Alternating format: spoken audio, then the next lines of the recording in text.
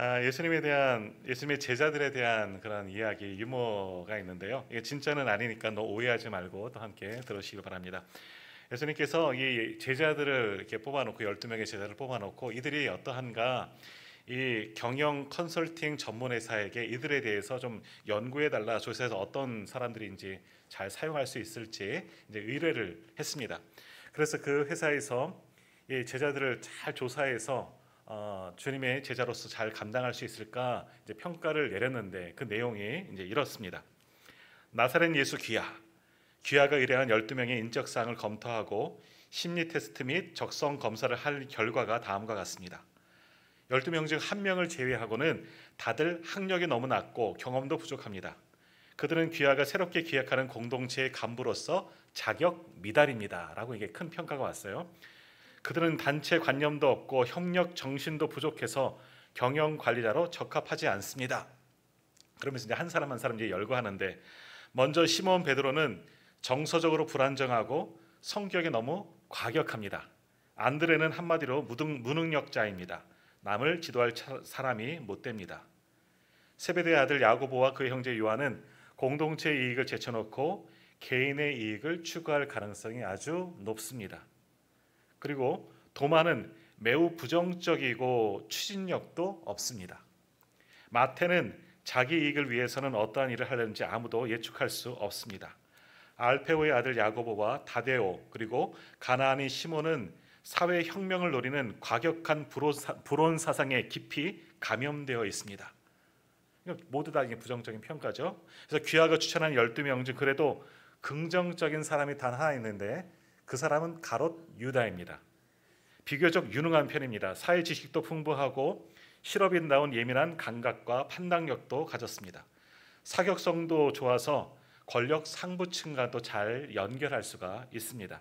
강한 동기도 있고 의욕도 가득 차 있어서 본 컨설팅 회사에서는 가롯 유다 한 사람만을 추천하는 바입니다 하고 평가를 내렸다는 거예요. 자, 이 이야기를 들어보면 뭐 웃자고 한 이야기지만 일리가 있어요. 베드로 과격하죠. 예. 나도 물 위로 걸어보겠습니다. 제자들 잘 모르시죠? 눈만 또 끔뻑끔뻑하고 계시고 과격해요. 그리고 예수님께 잡혀갈 때 칼 뽑아서 막 귀를 내리치기도 하고 그랬던 사람, 좀 과격한 사람이고 세베대의 아들들 자기들 높은 자리 세워달라 이제 거기에 맞춰서 이 이야기가 나온 겁니다. 도마 의심이 많잖아요. 부정적인 거예요. 예수님 못 박혔다면 살아나셨다면 내가 못 볼 수 없어 손발에 넣어보지 않고 내가 알 수 없다. 부정적인 그런 사람들. 실제로 뭐 알페오의 아들 야고보, 다데오, 가나안인 시몬 같은 경우는요 사회혁명이라고 표현했는데 그 당시 로마 압제 속에서 우리로 말하면 독립운동을 했던 그런 사람들이에요. 그러니까 그 가운데 일부분이 있었기 때문에 그런 이야기들을 한 거고 세상적인 기준으로 본다면 어떻습니까? 가롯 유다 뭐 괜찮은 사람이죠. 명석하고 판단력도 있고 예수님에게 그 300데나리온 되는 향기를 붓기보다는 그거 팔아서 가난한 자들에게 돕는 것이 더 낫지 않냐?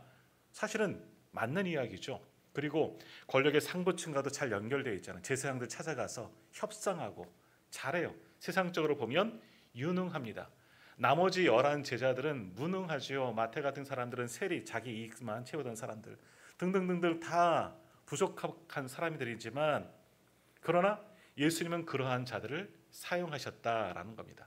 그러면 예수님이 이 12명의 제자를 사용하신 이유는 뭘까? 기준은 뭘까요? 그게 바로 믿음입니다. 믿음을 보시고 그들을 택하여 주셨다. 물론 그들에게도 주님은 말씀하십니다. 너희 믿음이 적다, 믿음이 없다라고도 책망도 하셨지만 그러나 그 아무것도 아닌 사람들 그들의 속에 숨겨진 믿음을 주님은 관찰하시고 그들을 선택하시고 귀한 믿음의 사람으로 바꾸어 주셨다 하는 겁니다. 그렇게 그들은 선택되었죠. 아무것도 아니지만 자기는 부족하지만 주님이 그들을 보시고 선택하여 주셨기 때문에 주님을 통해서 믿음이 자라나고 세상을 변화시키는 그런 귀한 하나님의 사람들로 주님의 제자들로 사용되어졌다는 겁니다. 자, 그러나 가롯 유다 세상적인 기준으로 보면 괜찮은 사람이지만 결국 그는 어떻게 됩니까? 예수님을 버린 제자가 되어버리고 오히려 실패한 사람이 세상적인 기준이었던 가롯 유다다 하는 그런 이야기가 됩니다. 하나님을 찾는 사람은요, 그렇습니다. 오늘 말씀의 결론은 그겁니다. 믿음으로 사는 사람을 하나님께서 찾으시는 줄 믿습니다.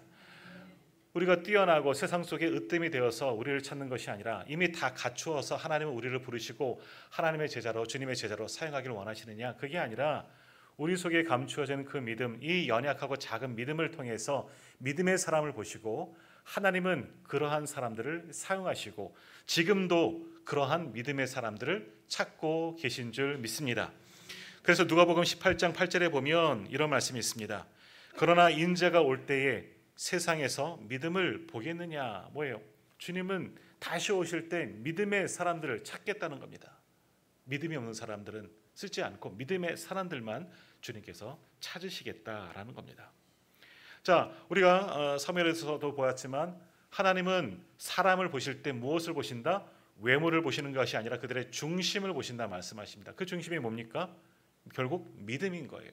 하나님을 향한 그들의 중심, 그들의 믿음을 보시고 다윗과 같은 사람, 세상적인 기준으로 보면 가장 작은 자예요. 아버지에게조차 인정도 받지 못한 막내 아들, 우리 집에 막내가 아직 남아 있습니다. 아버지가 이름도 잘 몰라요. 그런 사람이었어요. 존재감이 없는 그런 사람이었지만 하나님은 그의 중심을 보시고 다윗과 같은 사람을 사용하셔서 이스라엘의 왕으로 세워주셨다 하는 겁니다. 자, 우리가 이러한 믿음의 사람이 되기를 원한다면 오늘 우리도 이러한 믿음의 사람들을 닮아 나가기를 간절히 소망합니다. 우리가 아시는 것처럼 히브리서 11장, 이 제목이 뭐죠? 히브리서 11장을 뭐라 그럽니까? 보통 믿음장이라고 합니다. 많은 믿음의 사람들이 있죠. 우리가 어떤 믿음이 있기를 원하느냐? 정말 태산보다 큰 믿음이 있기를 원하지만 정말 내가 믿음의 사람으로 거듭나기를 원하면, 하나님께서 찾으시는 그 믿음의 사람이 되기를 원한다면 오늘 우리가 다 알지는 않았습니다. 한번 말씀을 끝까지 읽어보시고 히브리서 11장에 나오는 믿음의 사람들, 나 이 사람 닮고 싶어, 내 롤모델로 삼으십시오. 그리고 닮아 나가십시오. 그럼 오늘 하나님께서 바로 나도 이 사람들처럼 귀하게 사용하여 주실 줄 믿습니다. 할렐루야. 목이 마르셔서 대답을 잘 안 하시는 거죠? 네. 자, 오늘 본문 말씀 한번 같이 읽어볼까요? 1절에서 3절 말씀, 1절에서 3절 같이 읽겠습니다. 믿음은 바라는 것들의 실상이요 보이지 않는 것들의 증거니 선지인들이 이로써 증거를 얻었느니라. 믿음으로 모든 세계가 하나님의 말씀으로 지어진 줄을 우리가 아나니 보이는 것은 나타난 것으로 말미암아 된 것이 아니니라. 아멘. 자, 오늘 이 말씀 우리가 너무나 잘 알고 있는 말씀인데 여기서 믿음이 뭐냐? 믿음으로, 오늘 말씀의 제목이 믿음으로 사는 사람인데요. 믿음으로 사는 것이 어떻게 살아가는 거냐 하는 것을 이야기하고 있습니다. 자, 첫 번째 1절에서 뭐라고 이야기합니까? 믿음은 바라는 것들의 실상이다라고 말씀합니다. 믿음은 바라는 것들의 실상. 그러니까 믿음은 다시 말하면 뭐예요? 바라는 것이 있어야 하는 겁니다. 바라는 것이 뭡니까? 소원이죠. 소망입니다. 믿음을 갖기 위해서는 소망이 있어야 돼요. 소원이 있어야 합니다. 하나님을 만나고 싶고 하나님의 사람이 되고 싶은 소망이 있어야 되고 예수님을 영접하고 싶은 그런 소망이, 예수님을 만나고 싶은, 인격적으로 만나고 싶은 소원이 있어야 합니다. 성령 충만한 소원이 있어야 하고요. 성령이 주시는 그 은사와 여러 가지 능력도 달란트도 갖는 그런 소망이 있어야지 그것이 이루어지는 거예요. 왜 내가 방언을 못하느냐? 소원이 없기 때문에. 원하면 주시는 게 은사예요. 그러나 내게 소원이 없다면 주시지 않습니다. 하나님의 많은 것을 가지고 계셔도 우리가 소망하지 않고 기도하지 않고 품지 않으면, 소원하지 않으면 주시지 않습니다. 물론 은혜로 주시는 분도 있지만 그러나 우리가 소원하면 하나님께서 반드시 허락하여 주실 줄 믿습니다. 믿음도 마찬가지예요. 믿음도 소망하는 거예요. 믿음도 소원하는 거죠. 내게 세상을 옮길 만한 큰 믿음이 있기를 원한다면 꿈꾸고 소망해야 돼요. 그럼 내게도 그러한 믿음이 생겨날 수가 있습니다. 빌립보서 2장 13절에 보면 이렇게 말씀합니다. 너희 안에서 행하시는 이는 하나님이시니 자기의 기쁘신 뜻을 위하여 너희에게 소원을 두고 행하게 하시나니 라고 말씀합니다. 하나님도 우리를 향하여 소원을 갖고 계신다는 거예요. 우리가 거듭나기 위해서, 하나님의 기쁘신 뜻을 위해서 거듭나고 쓰임받기를 우리에게 소원하고 계신다는 겁니다. 그러므로 우리도 하나님을 향하여 소원을 품어야 해요. 믿음을 갖기를, 큰 믿음이 있기를 소원해야 되는 겁니다. 자, 우리의 소원은 무엇이 있습니까? 우리 성도님들 지금 어떤 것을 소망합니까?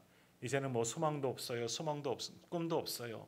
뭐 그렇게 말하는 분도 계시겠지만, 내가 가지고 있는 소망, 내 소원을 한번 실제적으로, 한번 구체적으로 생각해 보시고 가능하면 적어 보세요. 그게 바로 기도 노트가 되는 겁니다. 기도 노트라고 아주 거창한 것이 아니에요. 우리 버스킷 리스트라고 만들어서 그것을 한 번씩 해보는 거잖아. 죽기 전에 내가 할 일들 10가지 해서 체크하면서 하는 것처럼, 하나님께 원하는 내 마음의 소원, 기도의 제목이에요. 그래서 한번 적어보시고 한번 그것을 주님께 간구해 보십시오. 그것이 분명히 이루어지게 될 줄 믿습니다. 우리의 가족, 우리의 자녀들, 내 남편이나 내 아내가, 우리 부모님이 정말 예수 믿기를 원한다면 소원을 품으세요. 소원도 품지 않고 우리 식구들이 주님 믿었으면 좋겠다, 그렇게 돼서는 안 되죠. 소원을 품고 적어놓고 그것을 하나님께 아뢰십시오. 그러면 반드시 이루어질 줄 믿습니다.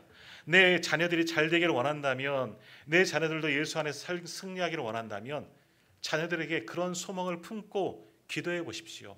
그러면 이루어질 겁니다. 당연히 이루어지는 거죠. 왜? 하나님이 보시고 응답하여 주시기 때문입니다. 그러므로 이제는 내 소원을, 내 기도의 제목이라 할 수 있어요. 그것을 한번 적어보세요. 기도의 노트를 한번 만들어 놓고, 아니면 작은 메모지에도 적어 놓고 성경책에라도 붙여 놓고 교회 오시면 성경책을 펼 때마다 한번 그것을 놓고 하나님께 내 소원이 이렇습니다. 소원을 말해봐, 막 노래도 있잖아요. 소원을 말해봐, 내가 다 들어줄게 하는데, 우리도 하나님께서는 우리에게 말씀하시는 건 소원을 말해봐 말씀하실 때 말할 수 있는 소원이 있어야 돼요. 그럴 때 그 소원이 응답되어지는 겁니다. 1903년 미국의 한 형제들이 소망을 품었습니다. 어떤 소망이냐 하면 하늘을 날고 싶은 소망입니다. 당시에는요, 아무도 하늘을 날 수 없을 거다, 꿈은 꾸지요, 그러나 그런 생각을 가진 이가 없습니다. 왜냐하면 물리적으로 공기보다 무거운 물체는 하늘에 날 수가 없다, 새가 아닌 이상은 날 수 없다 생각합니다. 그러나 이 형제들은 꿈을 꾸고 그 꿈을 이루기 위해서 수고하죠. 누굽니까? 라이트 형제 아니겠습니까? 자전거포를 운영하면서 어떻게든 한번 날아보고자 꿈을 가지고 구체적으로 구상하고 그것을 연구하였더니 최초로 하늘을 난 사람들이 되지 않았습니까? 그들을 통해서 비행기가 시작되었고, 지금 우리가 얼마든지 비행기를 타고 정말 지구가 한 마을이 되었잖아요. 얼마든지 어느 곳이나 갈 수가 있는 그런 세상이 되지 않았습니까? 꿈을 꾼 그 형제들 때문에 우리가 이런 큰 혜택을 누리며 살 수가 있는 겁니다. 바라기는 저와 우리 성도님들도 하나님을 향하여 꿈을 꾸시기를 바랍니다. 소원을 가지시기를 바랍니다. 기도의 제목들을 가지고 간구하십시오. 하나님께서 반드시 이루어 주실 줄 믿습니다. 믿음은 바라는 것들의 실상이다. 내 소원이 실상 이루어지게 되는 거예요. 오늘 내가 가지고 있는 모든 소원들, 좋은 것만이 아니라 내 힘듦도 하나님께 맡기십시오. 하나님, 이 모든 문제가 해결되기를 원합니다. 하나님께서 반드시 이루어 주실 줄 믿습니다. 그것이 바로 믿음이다라고 이야기합니다. 자, 이렇게 믿음은 바라는 것들의 실상이라고 이야기하는데요. 이 실상이 뭐냐? 성경은 헬라어로, 신약 성경은 헬라어로 쓰였기 때문에 헬라어적인 원어로 이렇게 좀 생각해 보면 이렇습니다. 실상이라는 단어는요, 두 가지 단어가 합성하게 된 합성어인데, 밑 아래라는 그런 뜻과 이 받침대라는 그런 뜻이 합친 단어가 실상이라는 원어적인 단어입니다. 그러니까 이 받침대, 컵 받침대, 이런 용도로 쓰여지는 것이 실상이라는 단어죠. 그러니까 뭐예요? 받침대는 뭡니까? 가장 낮은 곳에 있어서 무엇을 떠 받치는 것. 지금 제 앞에도 이 받침대가 있습니다. 받침대 뭐합니까? 물을 받치는 용도로 쓰임받는 겁니다. 가장 아래에 있어서 무언가를 받치는 것, 그것이 받침대이고 그것이 실상이라는 거예요. 그러니까 뭐예요? 믿음은 받침대입니다. 하나님의 응답을 받는 받침대입니다. 믿음을 잘 준비해 놓으면 받침대를 준비해 놓은 거예요. 무언가 담을 수가 있는 거죠. 무엇을 담습니까? 하나님이 채우시는 놀라운 역사를 담을 수가 있는 거예요. 그러니까 보여지는 거죠. 실제로 나타나는 거 되는 거예요. 그러니까 믿음은 받침대입니다. 이렇게 이야기를 할 수가 있는 거죠. 내 믿음을 그릇을 넓히시길 바랍니다. 우리가 성경에도 입을 크게 열라 내가 채우리라 말씀하셨지만 우리의 믿음을 더 넓게 가지십시오. 그러면 하나님께서 거기에 차고 넘치고 누르고 흔들어 넘치도록 채워주시는 줄 믿습니다. 꿈을 크게 꾸시라는 겁니다. 꿈을 꾸시고 그것을 하나님께 아뢰십시오. 그러면 이 받침대라는 것이 준비되어졌으면, 믿음의 받침대가 주어졌으며 준비되었으면 하나님께서는 거기에 반드시 채워주십니다. 그러나 언제? 하나님의 때입니다. 내 때가 아니라 하나님의 때에 채워주시는 줄 믿습니다. 그 때가 지금일 수도 있고요, 아니면 일주일 후, 아니면 또 한 달, 아니면 몇 년 후일 수 있어요. 아브라함에게도 믿음을 주셨죠. 오늘 아침에도 교회 학교 잠깐 나누었지만 그것이 하나님의 약속입니다. 큰 민족을 이루어줄게, 내 이름을 창대하게 만들어줄게, 복의 근원 될게, 되어줄게 말씀하셨지만 그게 당장 이루어졌느냐? 아니에요. 수십 년, 아니면 아브라함 이후에 이루어졌습니다. 큰 민족, 아브라함은 아들 하나 달랑 낳았습니다. 물론 이스마엘 또 다른 아들이 있긴 하지만 약속의 아들 이삭을 낳았는데요, 하나님의 약속을 받은 때가 언제냐? 75세. 그러나 그 아들을 낳을 때는 100세였다는 겁니다.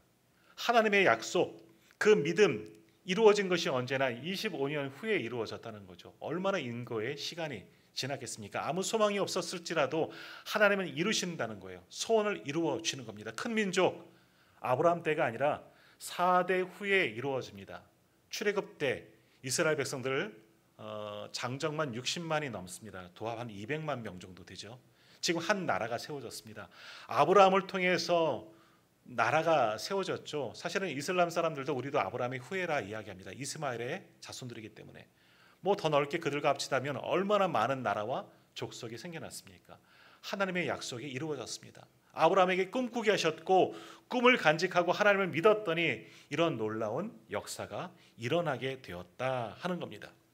그러므로 오늘 우리는 믿음의 받침대를 넓게 가지시고 하나님께서 채우실 꿈을 꾸십시오. 소원을 가지십시오. 그럴 때 하나님이 반드시 이루어 주실 줄 믿습니다. 그것이 바로 믿음입니다. 두 번째로 믿음은 뭐냐? 다시 한번 1절 중간에 보시면 보이지 않는 것들의 증거다라고 말씀합니다.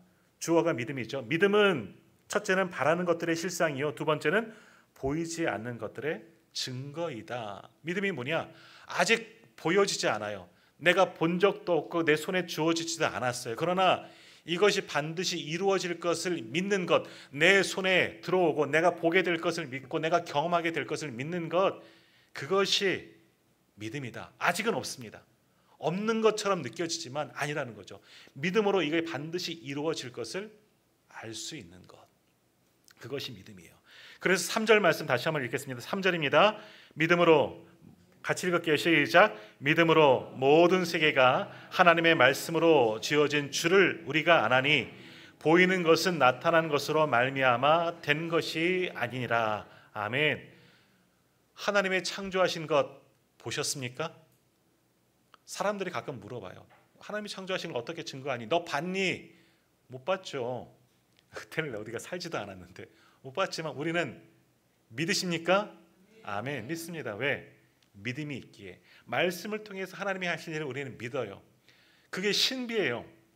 어떻게 만들어졌는지 말씀으로 만드셨지만 어떻게 됐는지 참 신기하지만 신비한 일이지만, 그러나 믿을 수 있는 거, 보지는 못했어요. 경험하지 못했지만 내가 이 땅에 살아가고 있는 조차 창조 가운데 있는 것이기 때문에 그게 신비로 우리는 믿어집니다. 그것이 믿음이라는 거죠.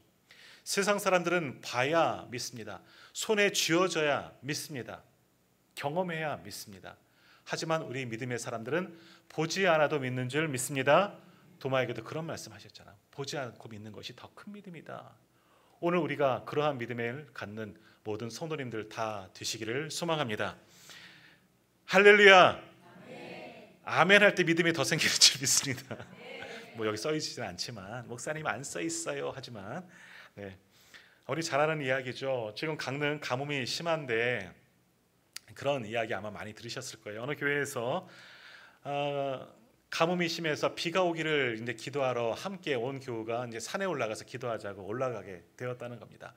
이제 오늘 오후 예배 때는 예배 교회에서 드리지 않고 가까운 산에 올라가서 하나님께 간절히 비가 오기를 기도하겠습니다. 그래서 모든 교우들이 산기도를 가기로 했다는 거죠.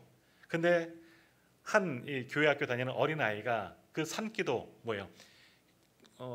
기도하러 비가 오기를 기도하러 산에 갈 때 뭘 가지고 갔다고요? 우산을 혼자 가지고 간 겁니다. 아주 이렇게 땡볕이 내리는 뜨거운 무더운 날 한 소년만 한 아이만 우산을 가지고 산에 올라가는 거예요. 그래서 가던 중에 한 장로님이 보고 야 너는 이 무더운 날 왜 우산 가지고 힘들게 산에 올라가니? 그러니까 아이가 뭐라고 이야기했어요? 우리가 기도하면 하나님께서 비를 내려주실 것이기 때문에 내려올 때는 비 맞고 올까 봐 저는 우산 가지고 가는 거예요. 이게 믿음이에요. 이게 믿음이에요. 믿음입니다. 자, 오늘 우리에게 이 아이와 같은 믿음이 있기를 간절히 소망합니다. 아직은 모르겠어요. 내가 기도하면 이루어질까? 확신도 없지만 그러나 하나님께서 반드시 이루어질 것이라 믿고 간구할 때 그것이 내 손에 쥐어지게 될 줄 믿습니다. 보여지게 될 줄 믿습니다. 경험하게 될 줄 믿습니다. 이게 믿음이에요. 그래서 오늘 1절에서는 분명히 우리에게 말씀하시는 겁니다. 믿음은 바라는 것들의 실상이다. 내 소원을 가지고 받침대를 준비하라. 그릇을 준비하라. 그러면 하나님께 채우실 것이다. 아직 보이지 않느냐? 그러나 이루어질 것을 증거해라. 그러면 이루어지게 반드시 하나님께서 응답하시고 이루어질 것이다 말씀합니다. 오늘 그러한 믿음이 우리에게 있기를 간절히 소망합니다. 계속해서 말씀 보시면 그러한 믿음, 이렇게 정의하는 믿음 크게 두 가지 믿음으로 나누어 볼 수 있는데요. 첫 번째 믿음은 뭐냐? 구원받는 믿음입니다. 구원받는 믿음. 자, 오늘 우리가 구원을 받으신 줄 믿으십니까? 어떻게 해요? 믿음으로. 아멘. 믿음으로 받는 거예요. 어떠한 믿음이에요? 예수 그리스도가 나를 위해서 죽으셨다는 것을 믿는 거예요. 봤어요? 못 보셨잖아요. 거기 있으셨어요? 아니죠. 하지만 성경을 통해서 말씀을 통해서 느껴요. 믿을 수 있어요. 그러면 구원의 역사가 우리 가운데 이루어지게 되는 줄 믿습니다. 믿음이에요. 주님이 나를 위해 십자가에서 죽으신 것, 내 죄를 사하신 것, 하나님이 그래서 나를 자녀 삼으신 것, 그러므로 내가 구원받아 천국에 갈 수 있는 것, 믿음으로 그 나라를 얻게 되는 거예요. 그게 바로 구원받는 믿음입니다. 사도행전 16장 31절에 보면 이런 말씀이 있습니다. 이르되 주 예수를 믿으라. 그리하면 너와 내 집이 구원을 받으리라. 아멘. 너무나 좋은 말씀이고 아마 집집마다 이런 액자 걸어져 있는 집들도 있을 거예요. 주 예수를 믿으라. 너와 내 집이 구원을 받는다. 다른 것은 없어요. 예수를 믿으면 구원받게 되는 줄 믿습니다. 사도행전 4장 12절 다른 이로서는 구원받을 수 없나니 천하 사람 중에 구원받을 만한 다른 이름을 우리에게 주신 일이 없음이라 말씀합니다. 지금 세상은요 다른 곳에도 구원이 있다고 이야기하죠. 이만희를 믿어야 뭐라 그러죠? 잊어버렸네. 제가 신천지가 아니기 때문에 잘 모르겠어요. 이만희를 믿어야 구원이 있고 뭘 믿어야 구원이 있고 다른 곳에도 믿음이 있고 왜 기독교만 믿음이 있느냐? 불교도 이슬람교도 믿음이 있다. 다원주의 다른 것에도 믿음이 있다 이야기하지만 성경은 분명히 이야기합니다. 주님이 말씀하십니다. 천하 사람 중에 구원받을 만한 다른 이름을 우리에게 주신 이름이 없습니다. 다른 이로서는 구원받을 수 없다. 오직 예수 이름만 우리에게 구원을 주시는 줄 믿습니다. 그래요. 믿음으로 구원받는 것. 예수 그리스도를 믿어야 구원받는 것. 그것이 구원받는 믿음이에요. 이 믿음으로 오늘 우리는 이미 다 구원을 얻으신 줄 믿습니다. 두 번째로는 역사하는 믿음입니다. 이것은 응답하는 믿음이라 할 수 있는 거죠. 1절과 똑같은 이야기예요. 이루어질 것, 하나님이 하실 일을 바라보며 기대하는 것, 그것이 바로 믿음이에요. 하나님께 기도하면 내가 이루어질 것이다. 기도하고 기도는 기도고 이건 이거가 아니라 하나님께서 반드시 응답하여 주실 것을 믿는 것, 그것이 역사하는 믿음이에요. 응답하는 믿음이죠. 놀라운 역사가 일어나는 거예요. 자, 오늘 4절과 5절 말씀 한번 같이 읽도록 합니다. 4절 5절 말씀 같이 읽겠습니다. 믿음으로 아벨은 가인보다 더 나은 제사를 하나님께 드림으로 의로운 자라 하시는 증거를 얻었으니 하나님이 그 예물에 대하여 증언하심이라. 그가 죽었으나 그 믿음으로써 지금도 말하느니라. 믿음으로 에녹은 죽음을 보지 않고 옮겨졌으니 하나님이 그를 옮기심으로 다시 보이지 아니하였느니라. 그는 옮겨지기 전에 하나님을 기쁘시게 하는 자라 하는 증거를 받았느니라. 아멘. 이것이 응답받는 기도이고 역사하는 믿음이에요. 아벨, 세상적으로 보면 덧없는 사람이죠. 하나님께 예배하고, 우리가 알고 있는 기사는 그밖에 없잖아요. 형 가인과 동생 아벨 같이 하나님께 예배드렸는데 하나님께서 아벨의 예배를 받아주셨어요. 형이 식이 나서 가인을 쳐서 죽였습니다. 죽음으로 끝이 나지만 하나님은 그러한 아벨을 의인이다라고 말씀하십니다. 왜?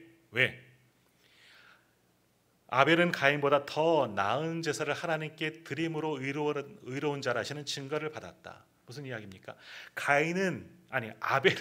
아벨은 가인보다 더 나은 제사, 믿음으로 더 나은 제사를 드린 것 하나님께서 그시고 그의 예배를 받으시고 의로운 자라 인정하여 주셨다는 거예요. 그렇게 온전히 믿음으로 예배한 사람이 하나님의 기쁘심이 되었다 하는 겁니다. 가인은 인정받는 그런 믿음의 사람이 되신 거죠. 죽었으나 하나님은 지금도 그와 함께 하신다는 겁니다. 이어지는 에녹 보십시오. 에녹은 죽음을 보지 않고 하나님 나라로 옮겨졌습니다. 성경에서 죽지 않고 하나님 나라 간 사람은 두 사람이죠. 에녹하고 엘리야입니다. 병거 타고 하늘에 올라갔던 일을 내가 기억합니다. 우리가 찬송도 하잖아요. 엘리야. 그럼 하나님은 에녹을 왜 데려갔을까? 그의 믿음이 너무나 이쁜 거예요. 에녹이 몇 년 산 줄 아십니까? 이 땅 가운데 살 동안은 몇 년 살다가 하나님 나라 옮겨갔을까요? 365년입니다. 아이고, 얼마 안 살았어요. 무드셀라는 969년 살았는데 900년쯤 살아야지 당대는 많이 살았다 그래요. 우리로 말하면 30세쯤에 하나님께서 데려가셨다는 거예요. 왜 데려갔을까요? 너무나 예뻐서. 뭐가 예뻐서? 그의 중심이, 그의 믿음이. 저희가 그래서 성경 공부할 때 에녹이 산 해를 외울 때 365년을 살았다 그래요. 365년 동안 하나님께서 동행하시다가 그를 너무너무 좋아서 데려가셨다는 거죠. 그러니까 그렇게 기억했는데 그의 믿음이 너무나 기쁘시기 때문에 하나님이 미리 데려가신 거예요. 너무나 기뻐서. 얼마나 그의 믿음이 좋았으면. 오늘 우리가 그러한 믿음의 사람 되기를 간절히 소망합니다. 오늘 내 믿음이 이뻐서 하나님이 저를 당장 데려가셨으면 참 좋겠습니다. 아멘 하셨어요? 좀 상처도 받고 하지만 그게 믿음이에요. 하나님께서 지금 내가 너무 좋아서 나를 데려가시는 거 얼마나 큰 은혜예요. 죽지 않고 가는 거잖아요. 죽지 않고 가는 것. 그것이 은혜인 거죠. 예수님께서도 믿음을 보시고 칭찬하셨어요. 제자들 처음 이야기했지만 너희는 왜 그렇게 믿음이 없니? 믿음이 없으니 이 환자도 귀신 들린 자도 못 고쳤잖니 이야기하셨지만 그러나 내 믿음이 크도다. 바요나 시모나 내 믿음이 크도다 칭찬도 하셨어요. 어떠한 사람들 칭찬하시느냐? 믿음이 있는 사람들 칭찬하시고요. 내 친구들의 믿음대로 될지어다. 중풍병자를 고치실 때도 그렇게 말씀하셨어요. 믿음을 보십니다. 믿음의 사람들을 찾으시고 믿음을 통해서 역사하는 거예요. 네, 믿음대로 될지어다. 환자가 벌떡벌떡 일어나는 거예요. 믿음을 사람들을 찾으시는 거예요. 예수님 당시에 예수님께서 살아계실 때, 이 땅에 계실 때 유대인들에게는 이런 이야기가 있었습니다. 만일 두 사람만 천국에 간다면 한 사람은 서기관이고 한 사람은 바리새인이다라는 이야기가 있었다는 거예요. 왜?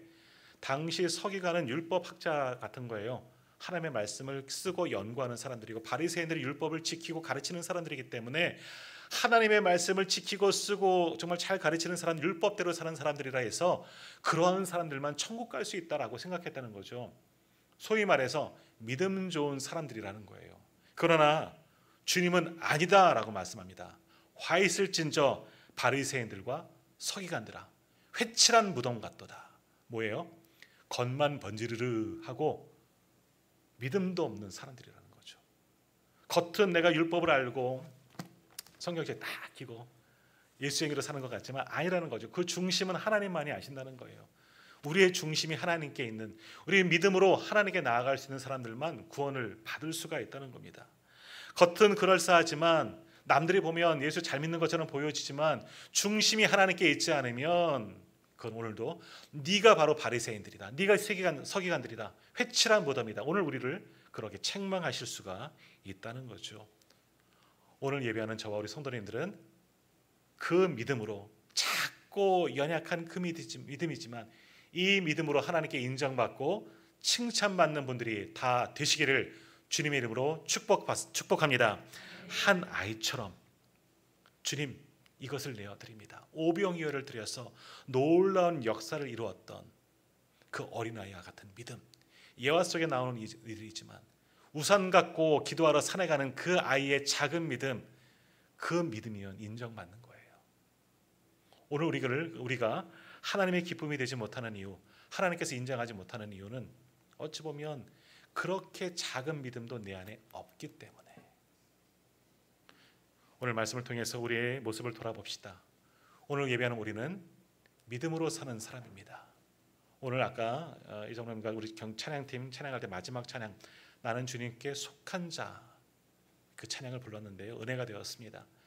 주님께 속한 자가 될 수 있는 비결이 뭐예요? 믿음이에요. 다른 게 없어요. 자격증 없습니다. 믿음이면 됩니다. 그 믿음으로 주님께 속한 자가 되고 하나님을 기뻐하시게 하는 자로 거듭날 수 있는 저와 우리 모든 성도님들 다 되시기를 주님의 이름으로 축복합니다. 기도하겠습니다.